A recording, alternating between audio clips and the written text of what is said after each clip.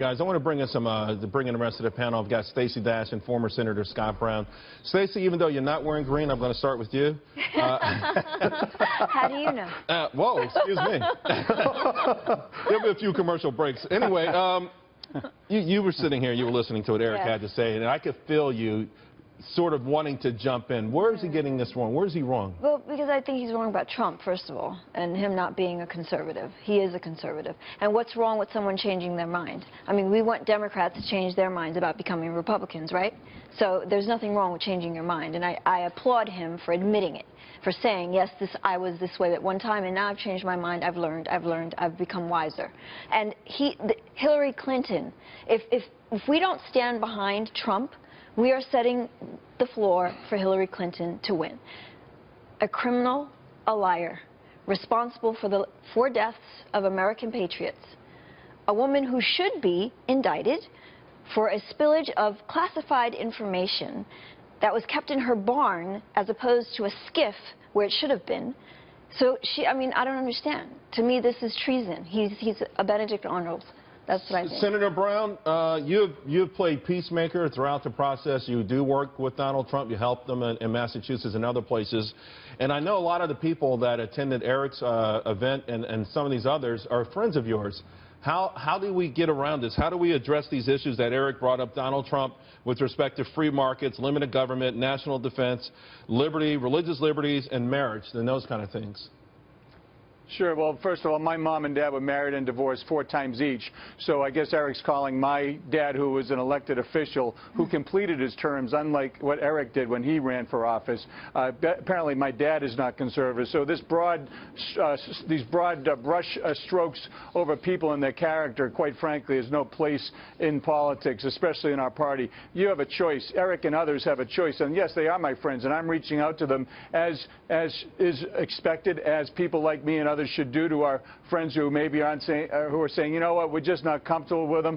Well, once again, the choice is crystal clear. There's no perfect conservative candidate coming through that door. And if you put a third-party independent candidate up, it's going to take the votes away from the Republicans because the Democrats aren't coming over, and you're going to have Hillary Clinton. That's it, period. So you have a choice, and then you can bitch and moan, and you can complain all you want when Hillary's the president and they're picking the liberal Supreme Court justices. Don't forget, we still have a check and balance, Charles. We still have the Senate. Hopefully we'll keep the Senate with efforts like what Erick and others are doing. We'll probably lose the Senate, too. Then what? Erick, you've been called a Benedict Arnold, and that you're doing more harm than good. To the cause, by the way, to the cause that you have fought for years.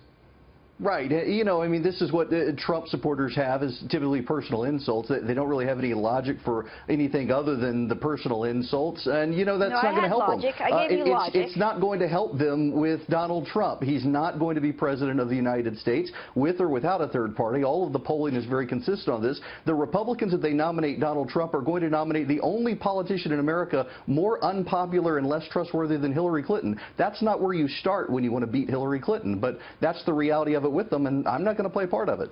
Unpopular? I believe he's very popular, and I mean, the data think says he's otherwise. just getting started. Well, let's face it, Erick. I mean, he's won the overall majority of these states. We see 25,000, 30,000, but he hasn't won majorities of delegates. He's struggling to get over 45%. He's beaten his competitors, and when you say he's not popular, I understand what polling says, but I also understand when I see a room or a stadium with 30,000 people. Well, Charles, that's cheering just being willfully naive there. Why is that that's naive? just flat out naive, because the data shows that Donald Trump is more unpopular than Hillary Clinton. Donald Trump for months went on the campaign trail saying the polling shows, the polling shows, the polling shows. Well, the polling shows are you basing who you vote on because of a poll, or are you basing it on things that you have fought your entire life on? I'm telling you the reality. He's not going to beat Hillary Clinton. You can bring me back in November when he's lost, and we can replay this clip. He won't beat Hillary.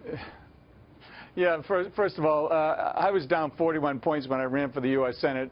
Polls are just a basic snapshot in a moment in time. Once we get through the convention and we get the people, he gets the number, and you start reaching out and he starts forming his cabinet and his foreign policy team and everybody else, it's going to, I'm hopeful, reassure people, and they'll ultimately come over. But Senator to think that you're just not going to participate in the process. Senator Brown, let me ask you, I got a list, and it's a long list. Governor Charlie Baker, Bob Dole, Richard Hanna, Tom Ridge, Mark Sanford, Ben Sass, J.C. Watts. These are all other people who are extremely opposed to Donald Trump. Is there anything that Donald Trump can do, any sort of an olive branch that he can do on his side with respect to bringing them in? Yeah, absolutely. First of all, you pick up the phone and call them. I spoke with a bunch of my former colleagues last night, and one of the first thing they said is like, hey, we don't know him. Well, that tells me that I and others have to reach out and let him introduce himself to these people in the Senate and the House and these leaders throughout the country. They don't know him. They're reading a lot of the sound bites. They're seeing a lot of the snippets. But if you go one-on-one, and listen, I'm not a surrogate for him. I'm supporting him, but a lot of the vitriol, a lot of the misrepresentations, not only, as I've said, we'll take any three of those, Charles. There'll be a better president than Hillary or Bernie. So.